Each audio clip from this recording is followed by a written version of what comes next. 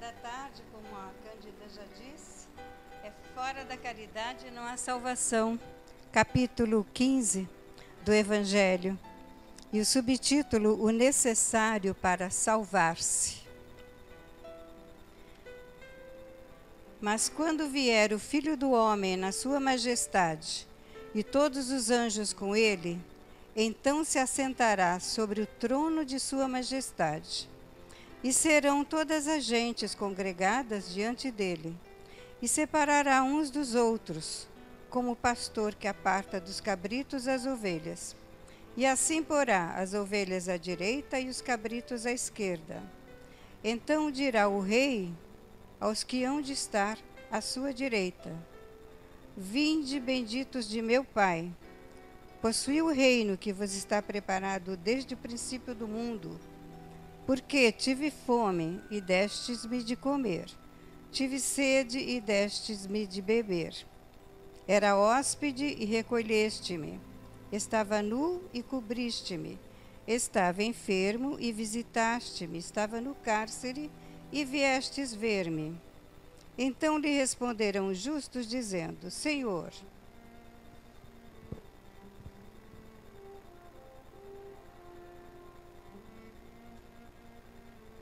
quando é que te vimos faminto e te demos de comer? Ou sequioso e te demos de beber? E quando te vimos hóspede e te recolhemos? Ou nu e te vestimos? Ou quando te vimos enfermo ou no cárcere e te fomos ver? E respondendo o rei lhes dirá: Na verdade vos digo, que quantas vezes vós fizestes isto a um destes meus irmãos mais pequeninos, a mim é que o fizestes. Então dirá também aos que hão de estar à esquerda: Apartai-vos de mim, malditos, para o fogo eterno, que está aparelhado para o diabo e para os seus anjos, porque tive fome e não me destes de comer. Tive sede e não me destes de beber. Era hóspede e não me recolhestes. Estava nu e não me vestistes. Estava enfermo no cárcere e não me visitastes. Então eles também lhe responderão, dizendo: Senhor, quando é que nós te vimos faminto ou sequioso, ou hóspede, ou nu, ou enfermo, ou no cárcere, e deixamos de te assistir? Então lhes responderá ele, dizendo: Na verdade vos digo, que quantas vezes o deixastes de fazer a um destes mais pequeninos, a mim o deixastes de fazer. Irão estes para o suplício eterno e os justos para a vida eterna.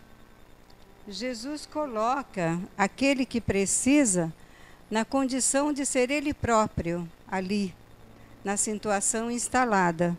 Porque aquilo que nós fizemos de bem ou de mal a qualquer filho de Deus, irmão nosso e de Jesus, estaremos fazendo ao próprio Jesus. E aqui fica tudo muito claro. Quem assistiu o próximo, quem fez o bem a ele, estava fazendo a Jesus. Daí, na hora dessa separação de uns e outros, eles iriam para a bem-aventurança. E aqueles que deixaram de fazer, e que deveriam ter feito, porque é uma obrigação nossa, seja quem for, deixaram de fazer ao próprio Jesus. E então virão para aqueles sofrimentos que nós já conhecemos, né? As formas do Evangelho.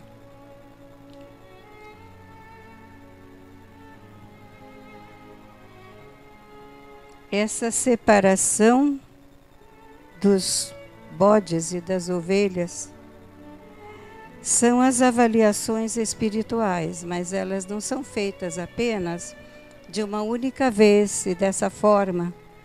E tem muita gente na terra esperando que um dia Jesus desça com corte de anjos e de arcanjos e querubins e que venha separar e venha julgar. Na verdade, Jesus está sempre conosco, nem precisa ir e nem vir. Ele está aqui o tempo todo conosco, porque Ele é presente na nossa terra. Ele é o governador da nossa terra. É Ele que comanda a terra, sob o olhar de Deus. Ele é o co-criador da nossa terra. Ele é o nosso governador e o nosso Messias. Então não há que ficar esperando ele vir quando ele está sempre aqui. Essas avaliações são feitas muitas vezes a cada desencarne nosso. A cada vez que nós retornamos ao plano espiritual, nós temos uma avaliação individual. E essa avaliação vai determinar as próximas oportunidades de reencarnação, onde nós erramos, onde nós acertamos, onde nós temos que nos corrigir, e a partir disso haverá planificação para a próxima e para as próximas reencarnações. É assim que sucede. Esta dá a impressão clara daquilo que acontece já nessa fase de transição. Já é uma coisa mais específica. E que, sendo Jesus ou seus prepostos, a avaliação já vem sendo feita não de agora, já faz tempo. Porque nós estamos numa fase de transição. A Terra vai deixar de ser um mundo de provas e expiações para ser mundo de regeneração. E no mundo de regeneração, aquele que não socorre, não ampara, não visita, não cura, não dá o abraço, o aconchego, a boa palavra, o carinho e aquelas coisas que também são necessárias à dignidade humana, então estes terão que deixar a Terra. Daí essa figuração, essa simbologia tão forte, de que irão para o suplício eterno. Nós sabemos perfeitamente bem que desde que Jesus veio e trouxe a mensagem do Pai e confirmou a reencarnação, que se pudermos chamar de dogma, é o único que nós temos na doutrina, então desde esse tempo nós sabemos que nós temos a necessidade de ir e voltar, mas quando chega uma fase de transição do mundo, existe o expurgo, como já houve quando nós estávamos em mundos melhores, a maioria de nós, porque nós somos inteligentes, não somos espíritos ingênuos, não começamos outro dia. Já viemos comprometidos de outros mundos, da mesma forma que aqueles que aqui estão e que forem para outras escolas, outras moradas do Pai, já irão comprometidos com passados de erros, de teimosia, de rebeldia, e que ainda não aprenderam as lições, irão para escolas adequadas às suas necessidades. Ali vão reaprender as duras penas, sofrendo e gemendo, como nós aprendemos o dia que viemos para cá. Nós chegamos aqui num tempo que a Terra ainda estava bem atrasada. Foi no tempo da raça adâmica, né? A maioria do que está nesse planeta. Então era um tempo que realmente as coisas tinham que ser feitas. Desculpem. Obrigada.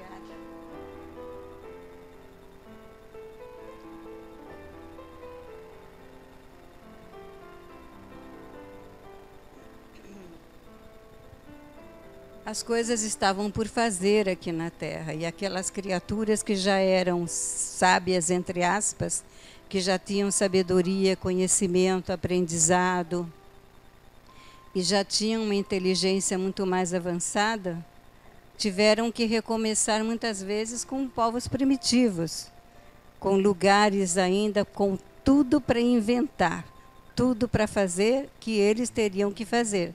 As duras penas porque perderam a oportunidade. Estamos novamente numa era dessa de expurgo. Nós já sabemos que muitas das criaturas que não têm índole para o bem já estão sendo arrebanhadas em lugares específicos e não retornarão mais para a Terra. Porque numa época de regeneração, numa nova era, espíritos com tendência ao mal não poderão mais reencarnar aqui. Mas Kardec avisa, através dos espíritos, que nem todo o mal estará ainda afastado.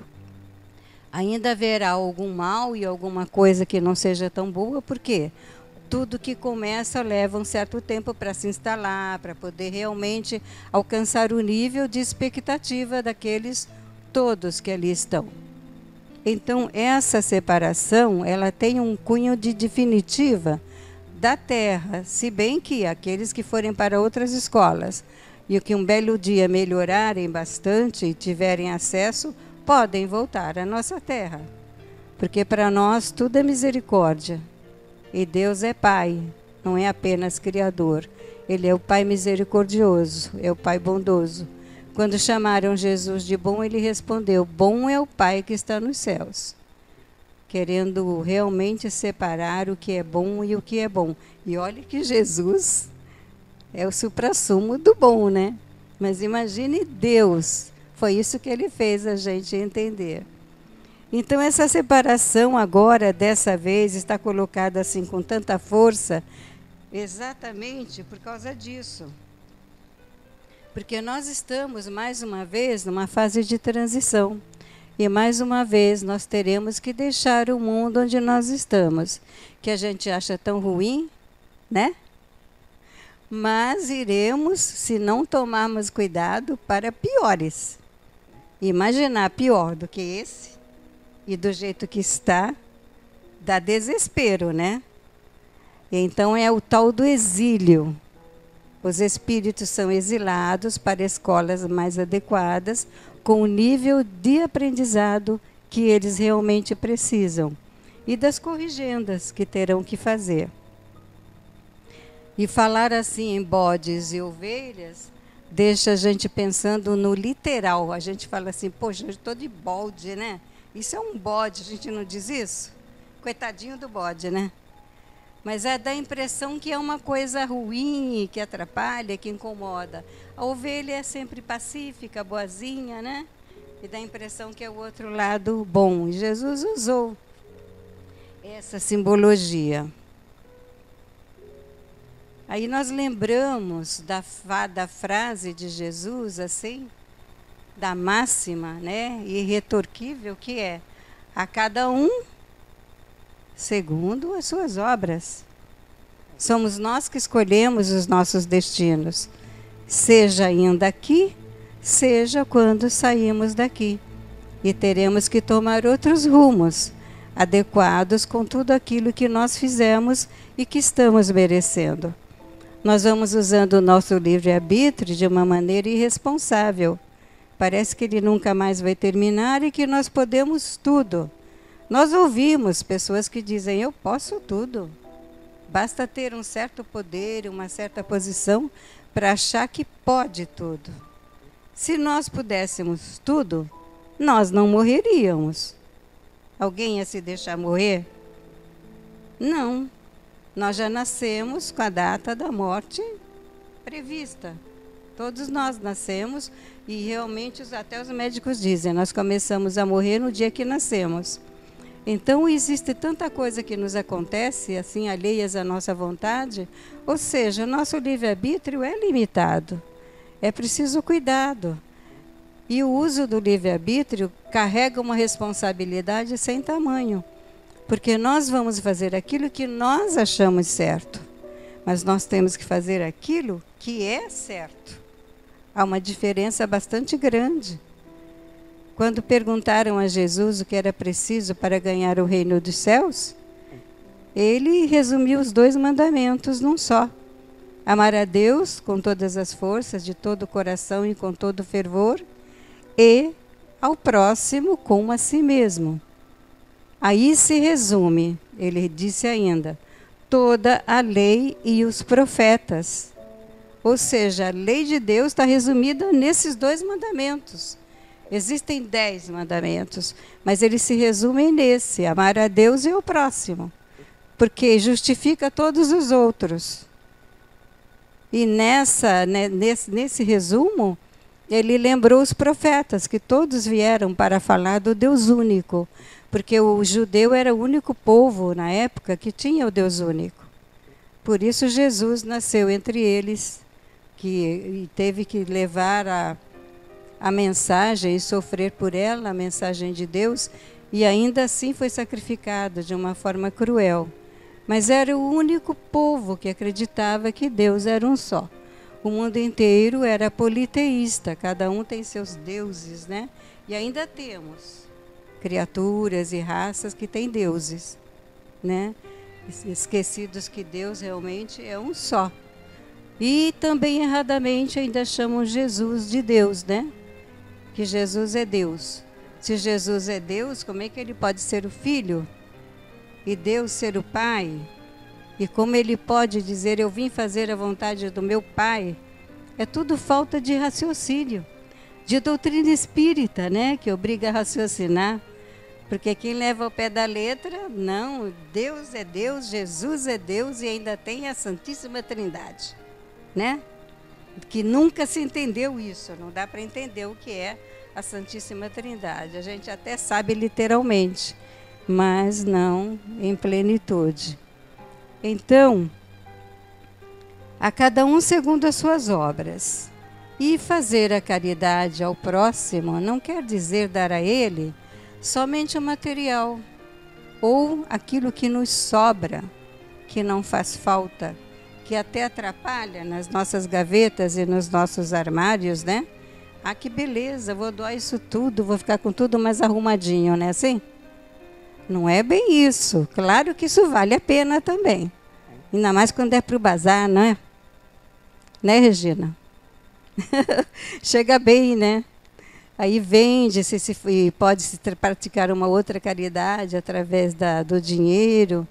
Mas aquele que é infeliz não precisa só de comida e nem só de roupa. Hoje em dia nós vemos que a miséria maior é a espiritual. Porque de uma forma ou de outra todo mundo se veste, se calça, não é? E antigamente a minha mãe dizia que existia roupa de pobre e roupa de rico. Hoje em dia todo mundo veste tudo e a gente vê pessoas que não têm nem condições vestirem a tal das roupas de marca, né? Que é um abuso, você ter roupas de marca que sejam mais caras. Roupa é roupa, basta ser bonita e boa, né? Não precisa custar caro porque é de marca. Já é uma arrogância nossa, eu uso roupa de marca, então todo mundo vê que eu posso usar uma roupa de marca, já é vaidade. Já é realmente uma arrogância desnecessária. Mas nem sempre é só o material que o nosso irmão precisa.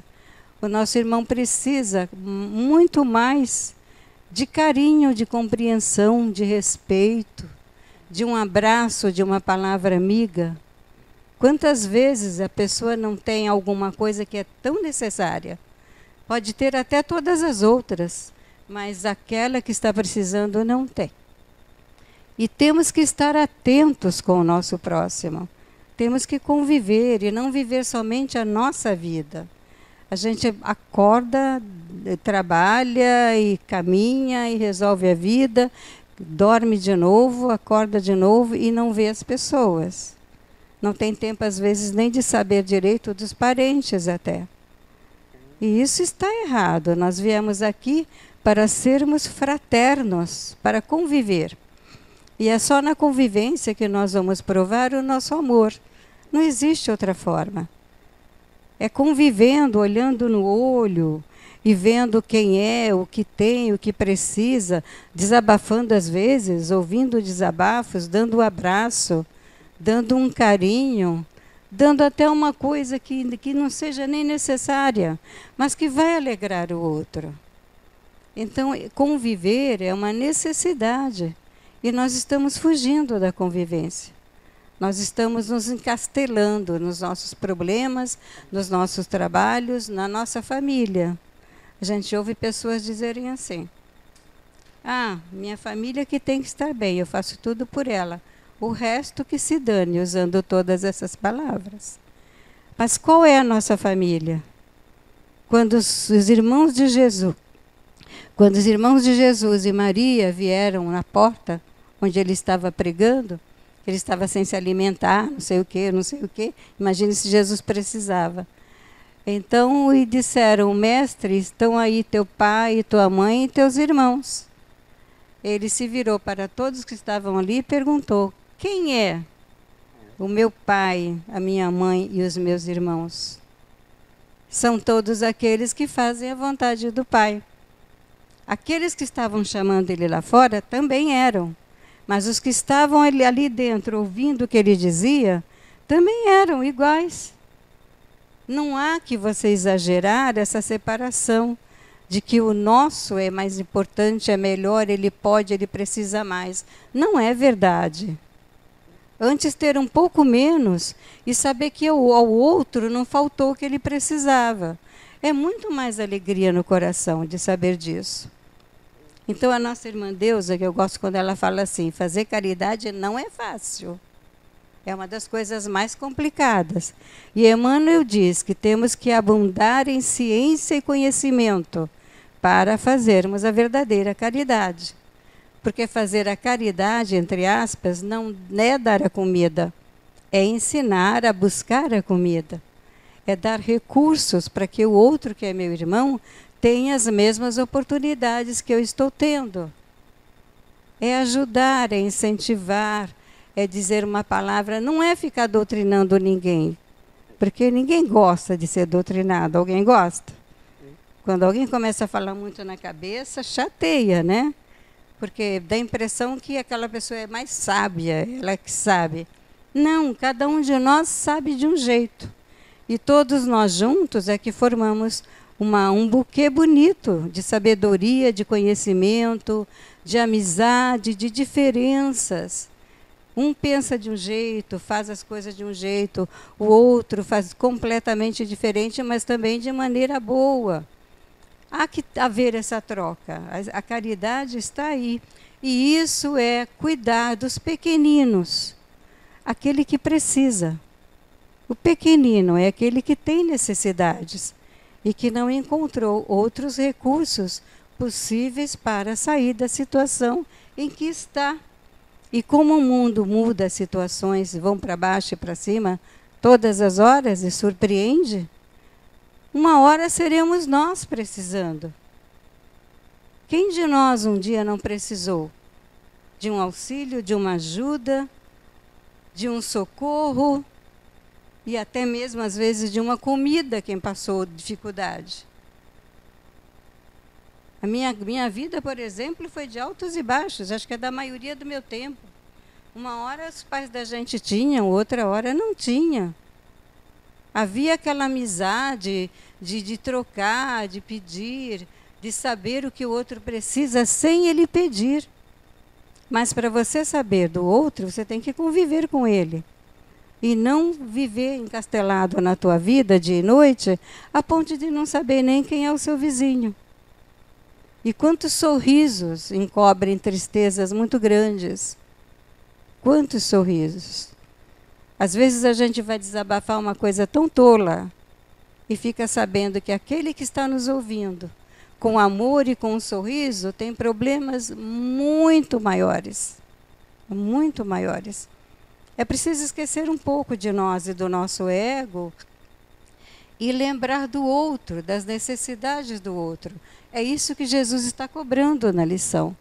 E cada vez que nós não fazemos, nós não estamos fazendo para Ele. Estamos negando a Jesus. E cada vez que nós fazemos as coisas necessárias aos pequeninos, damos amor, compreensão e damos o necessário quando é preciso, estaremos fazendo ao próprio Jesus.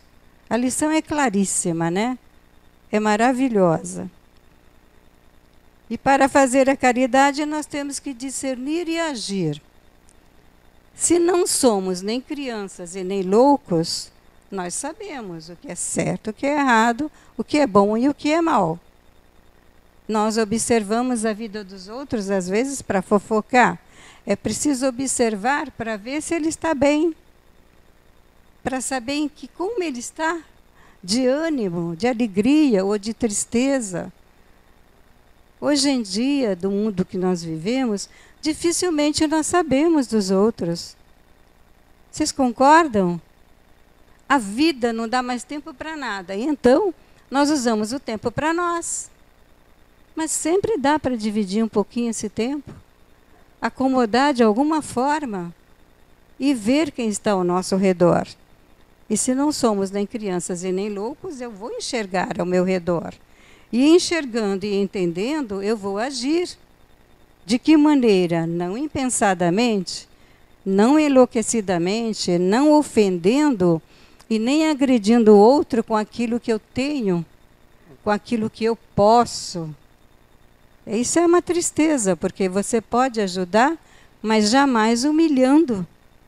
Muitas vezes as pessoas que recebem favores ou aquilo que precisa são humilhadas, porque as coisas são dadas de tal maneira que quem recebe, recebe, mas fica envergonhado. Há que você dá, dando a impressão que você que está recebendo um grande favor está podendo dar. E é verdade. Ter a chance de fazer o bem é um grande favor que a vida nos presta. Então é preciso estar atento, é preciso olhar. A insensibilidade, a indiferença, é igual a quê? Qual é a chaga da nossa humanidade? É o egoísmo. Eu não quero saber, cada um que se vire. E depois só agrada ou só ajuda se torcer para o mesmo time, se for da mesma religião, e se for de pessoas assim afins. Ajudar não pode escolher. Não pode escolher. As casas espíritas têm tarefas que vão para a rua. Cansei de ir em São Paulo, lá ali no Glicério, naquela baixada do Glicério, violenta, de madrugada. Nós íamos em grupos, porque dava muito medo. Nós víamos de tudo e ouvíamos de tudo. E nós nunca víamos aquelas pessoas fora daquele lugar.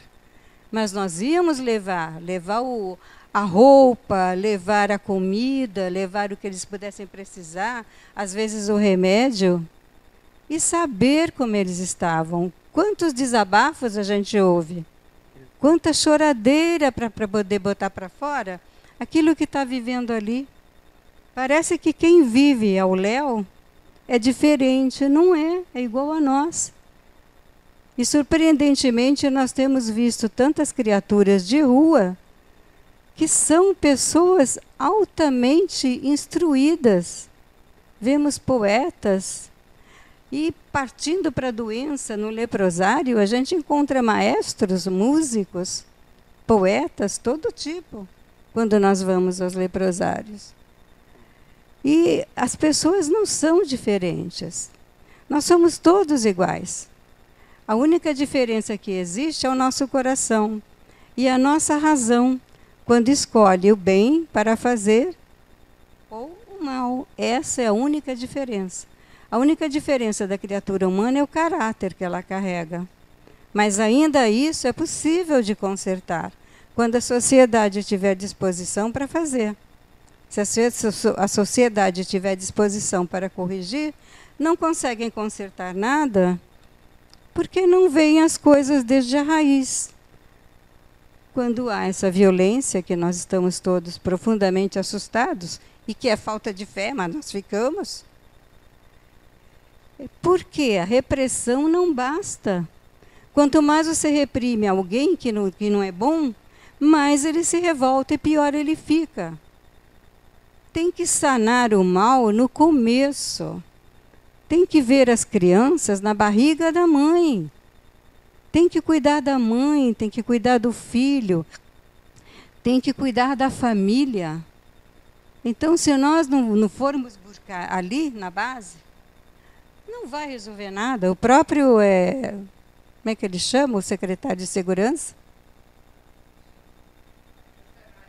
Isso, ele próprio caiu a ficha. Não sei se vocês ouviram, ele disse, nós estamos enxugando gelo. E eu que sou mais burra, já falo isso desde que nasci. Porque não adianta você não prevenir, você tem que prevenir, tem que sanar o mal que está ali crescendo. E não castigar, matar, destruir. Isso não adianta nada. É como plantar erva daninha, quanto mais você tira, mais nasce. Parece que brota do chão. Por quê? Falta cuidados, vida digna, autoestima, falta amor, solidariedade, Falta respeito, minha gente. Respeito. Todo mundo é digno de respeito, mesmo aquele que não respeita os outros. Porque ele não respeita ainda porque não aprendeu, ainda não chegou lá. Tudo isso é trabalho nosso, não é de mágicos. Vamos esperar que os anjos desçam do céu para resolver os nossos problemas. Cada um no seu setor de vida, com os seus pensamentos, vibrando no bem, no amor, vibrando na corrigenda dessas pessoas. E não dizendo, não, tem que ter pena de morte, isso é horrível. Não, tem que fazer, tem que acontecer. Às vezes eu digo para as pessoas, você já parou para pensar um instante que poderia ser seu filho? Ninguém está livre. Nós vemos histórias trágicas de famílias que são boas, educadas, e sofrem com um filho marginalizado. Não podemos imaginar que nós moramos numa redoma de vidro. A Terra não é uma terra de delícias, como dizia Voltaire, não é o melhor dos mundos. E nesse momento, ele quase que parece o pior dos mundos. Mas é plantio nosso, é responsabilidade nossa. Não foi nenhuma mágica. O tempo não semeou sozinho, nós viemos semeando tudo isso há milênios. Agora nós vamos colher, muito justo. Nós semeamos, nós colhemos. A sementeira é livre, mas a colheita é obrigatória. Então o Evangelho de Jesus nos alerta a respeito disso. Cândida, eu estou avançando o horário? Tá, obrigada. E vamos lembrar também que cristão é aquele que segue o Cristo. E aquele que segue o Cristo vai fazer o mesmo que Cristo faz. Fácil, né? Mas todo mundo se diz cristão. De um modo generalizado, né? Você é o quê? Sou cristão. E o que é ser cristão? Ser cristão é fazer a vontade de Jesus, é seguir o exemplo dele. E não é bem o que nós estamos vendo. Nós estamos vendo o contrário. E ser espírita, então, mais difícil, mais complicado, não é? Quem é espírita sabe. Nós temos que estar atentos, a gente não pode se comprometer e nem fazer média com coisas que não são boas. Aparentemente é uma alegriazinha, cuidado com as alegrias demais. Gente, vocês já viram um país para ter mais festa do que o nosso? Será que existe? Eu estou duvidando. E vocês acham que nós temos motivo para tantas festas? É o pão e circo? De sempre, né? É preciso cuidado. Para que eu tenho que me divertir tanto, meu Deus? Gasto um dinheirão sem ter, muitas vezes, para depois me arrepender. E hoje em dia a televisão diz assim, a pessoa já estava bebendo há não sei quanto tempo. Ou seja, há uma condescendência com a bebida, como se ela fosse obrigatória na nossa vida, que não tem nada demais, o que importa é não beber demais. E eu pergunto com todas as letras, para que beber? A alegria da gente está na bebida? Eu preciso beber para ficar alegre? Eu nunca senti essa necessidade. E é uma alegria que depois engana. Depois traz a reflexão do que fez, de como agiu. Mas existe um descuido na análise desses comportamentos nossos, como se eles fossem bons, normais. Exagerou um pouco, o que tem? Não, a outra procurou o amigo, foi encontrado 2 dias depois lá na guia, caído no chão. E acharam muita graça. Tem graça isso, minha gente? Eu não vejo onde tem graça. Tem coisas que não há necessidade. E se eu usá-las, que seja com cuidado, né? Com parcimônia, sem exagero. As coisas na Terra não são para serem usadas em exagero. É preciso ter cuidado. O céu e o inferno, onde que está essa coisa de suplício eterno? Até existem lugares de vibração tenebrosa. A gente tem aí um umbral ao lado. Ao lado já está aqui, né? Já interpenetrou a nossa terra. Mas nós temos lugares de purgação, mas criados por eles próprios, pela afinidade no mal. Mas, em verdade, tanto o céu quanto o inferno está dentro de nós mesmos. Dentro de nós, no nosso íntimo. Eu posso carregar o céu ou o inferno, a escolha é minha, de acordo com a forma que eu vou viver. A lição ainda aponta o bom samaritano, que era discriminado, condenado, porque ele tinha só o Pentateuco e uma outra igreja. Só por isso. Então, eles eram odiados pelos judeus. E ele socorreu o homem que estava no caminho caído. Passou o sacerdote, passou o levita, ninguém fez nada. Ele fez, gastou, pagou, hospedou. E quando o moço rico pergunta a Jesus o que fazer para o reino dos céus, ele conta essa parábola e diz, vai e faz o mesmo. Não importa quem está precisando. Importa que eu tenho obrigação de ajudar. Porque eu estou na terra para contribuir, não para complicar. E não para fechar os olhos e os ouvidos, para depois não nascer na outra cego, mudo e surdo, né? Quem não usa direito os sentidos que tem, está se arriscando. Diabo e anjo também são outras denominações que não cabem muito bem para a nossa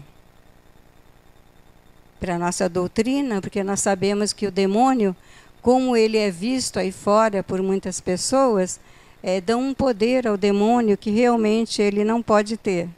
Deus não teria um adversário. O demônio são todos aqueles que são maus, encarnados ou desencarnados. E a gente sabe que existem muitos. E estão realmente procurando a perdição de todos aqueles que são invigilantes, que não vivem no bem e que têm tendência para o mal. Vai convocá-los, vai influenciar, a fim de que eles façam o mal. E anjo e demônio, anjo não pode estar com demônio. Às vezes fala-se o anjo do mal, né? Anjo não pode ser do mal. Anjo é anjo. Anjo é uma hierarquia muito alta.